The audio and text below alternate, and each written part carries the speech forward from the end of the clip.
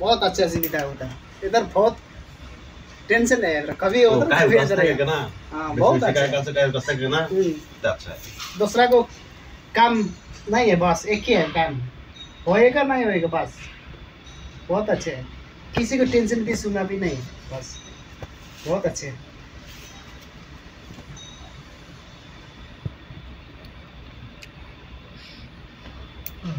लेकिन तूने केबुंग में बहुत काज करा, बहुत है। केबुंग से काज करा वो लोरी वाला, ये लोरी वाला ना, अभी वो मुल्क जाने वाला है, वो भी ज्यादा काज नहीं करता है। सारा रोज तुम ग्रिल भी तू करते हैं और कई भी तू मिलते हैं और भूसी भी डाल दे तू। बस वो भुट्टा कंक्रीट लगाते हैं ऊपर बैठ के। काज करके करके तगलू हो गया। तुक्कर भी नहीं करते हैं वो पता है मजा देगा, कब टाइम खत्म होएगा ना। हाँ तब जाएगा। वो 9 बजे से ड्यूटी नहीं करेगा।